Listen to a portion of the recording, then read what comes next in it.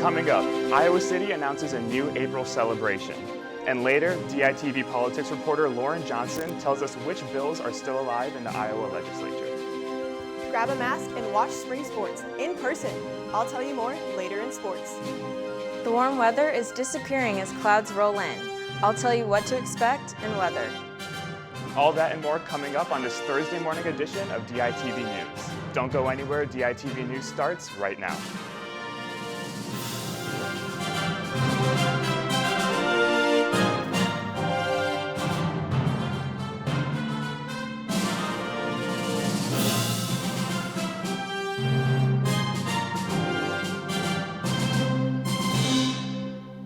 Good morning and thank you for tuning in. I'm Shivansh Ahuja.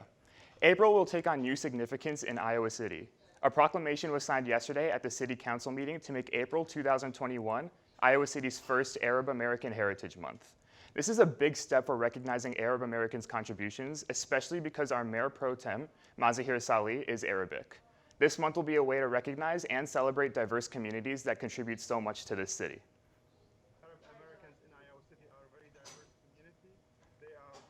They are black, white, and anywhere in between. They are multi-faith. They are Christians and Muslims and Jews and agnostics and others. And they have been living in this community and contribute to this community greatly. I want to thank the residents of Iowa. This proclamation comes days after the State Department designated April as Arab American History Month. Iowa joined 6 other states who are recognizing Arab history. This month will also be used to celebrate Arabs' contributions and reflect on the mistreatment they have faced in the past. Whereas Arab American issues such as civil rights abuses, harmful stereotyping, and bullying must be combated in the forms of education and awareness. And whereas they join all Americans in the desire to see a peaceful and diverse society where every individual is treated equally and feels safe. Arab American History Month is not officially recognized by the entire United States government, but a bill to change that was introduced in 2019 and is still pending.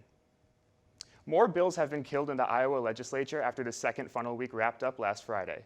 DITV politics reporter Lauren Johnson is in the newsroom with more on what bills are alive and dead. Lauren, what bills failed to pass this deadline? Well, Shivansh, a few bills were killed in the legislature last week. These notably include a bill that seeked to eliminate tenure from Iowa's 3 public universities. Had this bill passed, it would have greatly impacted the UI.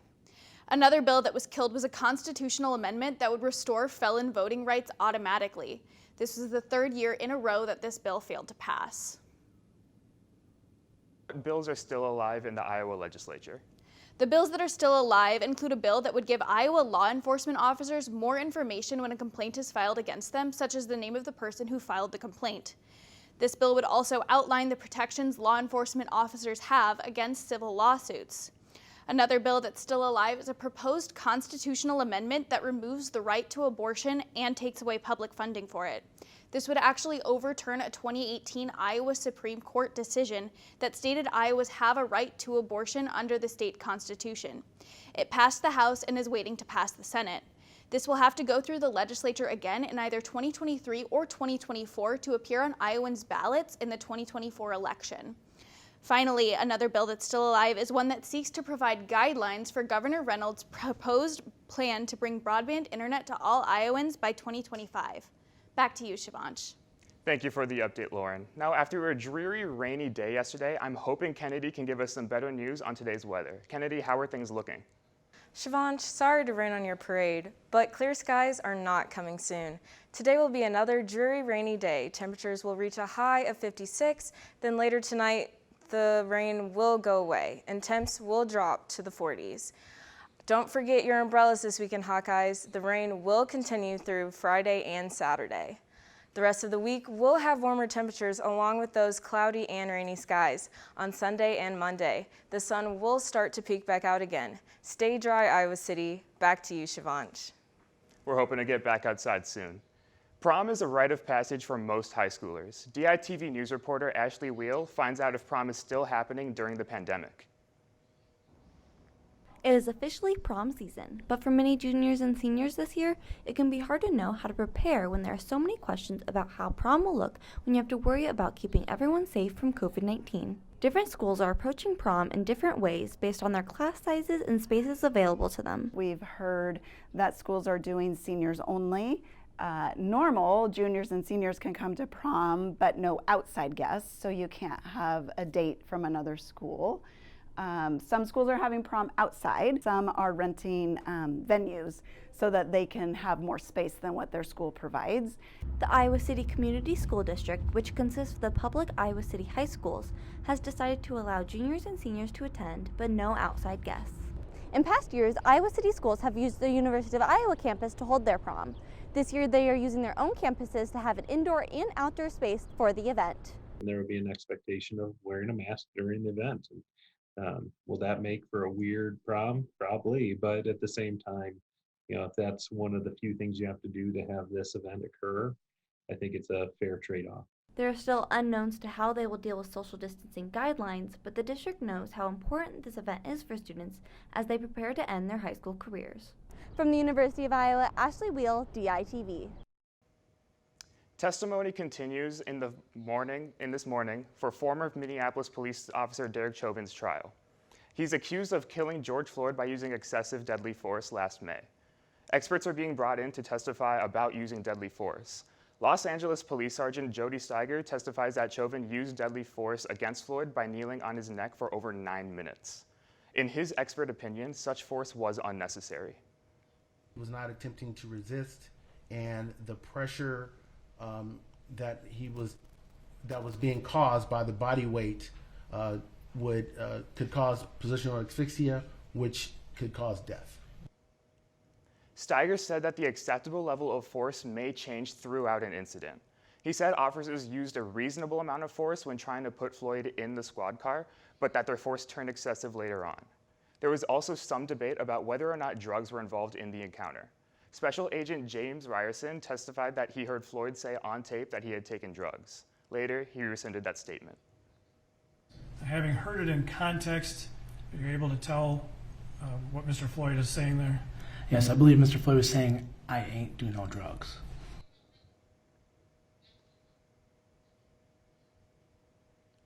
Testimony in the case will resume today.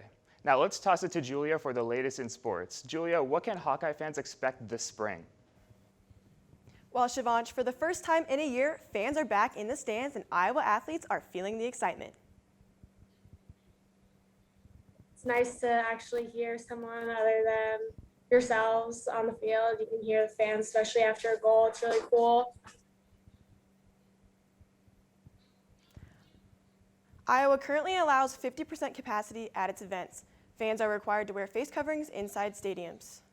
Speaking of allowing fans in the stands, the Hawkeye baseball team will play its first series at Duane Banks Field with a home crowd in over a year. Iowa enters this weekend winning each of their last 2 series 2-1. The Hawks will look to continue their winning ways against the Minnesota Gophers. Lefty pitcher Trenton Wallace opens up as the starter on Friday. Wallace leads the Big Ten with a 2.28 ERA. The Southpaw also ranks in the top 7 of 7 different categories.